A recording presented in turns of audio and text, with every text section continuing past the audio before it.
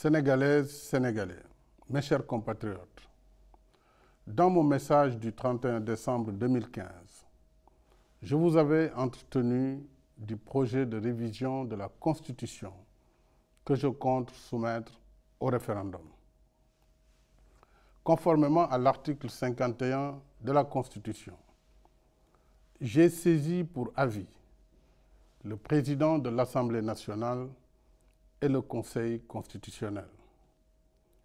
À la suite de l'avis du président de l'Assemblée nationale, transmis par lettre en date du 18 janvier 2016, le Conseil constitutionnel vient de me notifier la décision numéro 1-C 2016 du 12 février 2016 portant sur le projet de révision constitutionnelle. Mes chers compatriotes, je me dois de rappeler ici l'objet et la finalité de la réforme que je vous soumettrai. Il s'agit de moderniser et de stabiliser nos institutions, de consolider notre démocratie et la forme républicaine de l'État, de renforcer l'État de droit et d'améliorer la gouvernance des affaires publiques. Dans le projet de révision que j'ai soumis à l'examen du Conseil constitutionnel, j'ai tenu à réaffirmer mon engagement pour la restauration du quinquennat de manière irréversible. Cet engagement traduit ma conviction profonde qu'il est bon et sain que le peuple puisse faire entendre sa voix dans des délais raisonnables, en élisant le président de la République tous les 5 ans. De plus, le quinquennat est plus conforme aux standards internationaux en matière électorale pour une démocratie qui se veut majeure et moderne comme la nôtre. J'ai donc proposé dans la réforme une disposition transitoire à l'article 27 de la Constitution prévoyant que la durée de 5 ans du mandat du président de la République s'applique au mandat en cours. Ayant par-dessus toute considération le souci de respecter et de faire respecter la Constitution et les lois de notre pays, et en tant que gardien de la Constitution et garant du fonctionnement régulier des institutions, j'ai demandé au Conseil constitutionnel de m'indiquer si l'ensemble du projet de révision de la Constitution était conforme à l'esprit général de la Constitution du 22 janvier 2001 et aux principes généraux du droit. Le Conseil, dans sa décision précitée, a conclu à la régularité de la procédure de révision.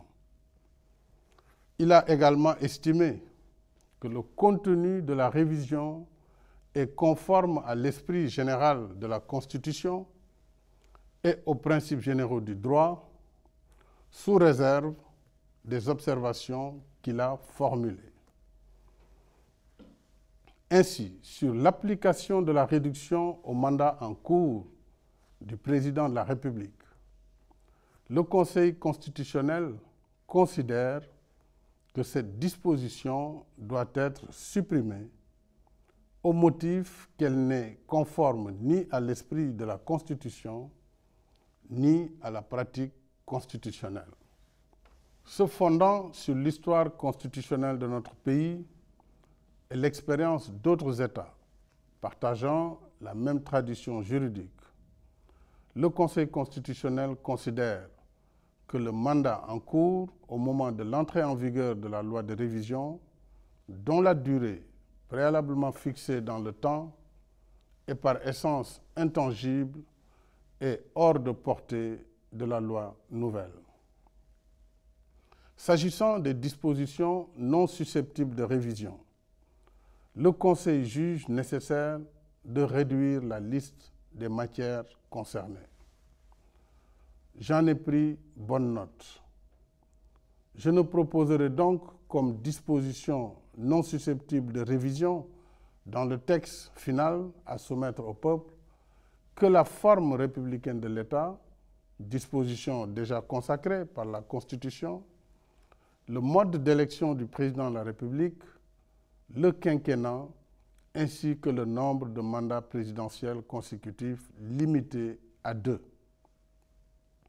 Enfin, concernant l'augmentation du nombre des membres du Conseil constitutionnel, la haute juridiction estime que la rédaction de l'article 89 nouveau de la Constitution doit être revue pour tenir compte de cette augmentation. J'entends me conformer à la décision du Conseil constitutionnel. En conséquence de quoi, le mandat en cours du président de la République connaîtra son terme en 2019. Au demeurant, l'article 92 de la Constitution m'y oblige, en ce sens qu'il prescrit que, je cite, « Les décisions du Conseil constitutionnel ne sont susceptibles d'aucune voie de recours. Elles s'imposent au pouvoir public et à toutes les autorités administratives et juridictionnelles. » Fin de citation. Je ne saurais déroger à cette règle, sachant que c'est l'autorité attachée aux délibérations de notre système juridictionnel qui donne force et crédibilité à nos institutions, condition sine qua non d'une démocratie majeure et apaisée et d'un état de droit vigoureux et durable. Je veillerai donc à ce que tous les aspects de la révision constitutionnelle soient conformes à la décision du Conseil constitutionnel.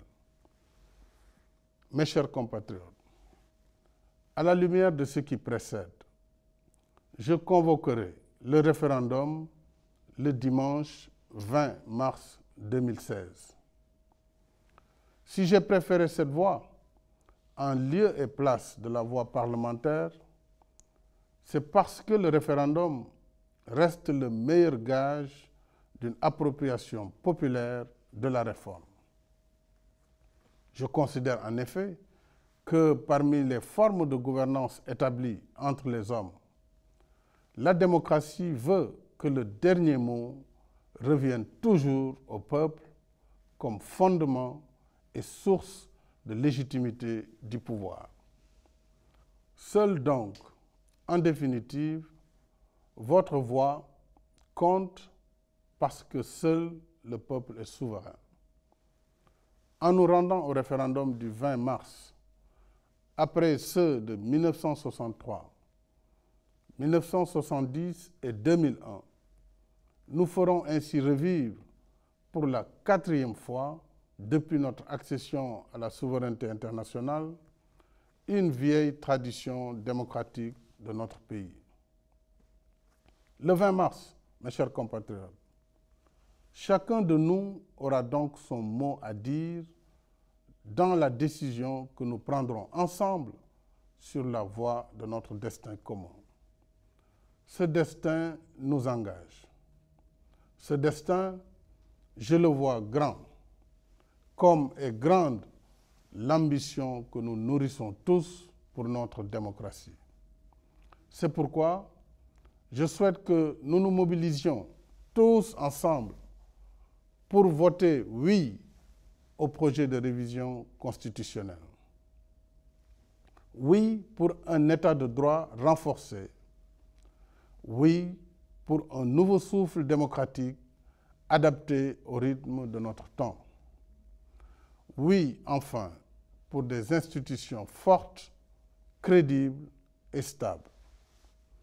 Voilà, mes chers compatriotes, ce que je vous propose au référendum du 20 mars pour conforter nos idéaux partagés, pour consolider notre démocratie et pour qu'ensemble, nous continuions notre marche ferme et résolue vers notre destin commun.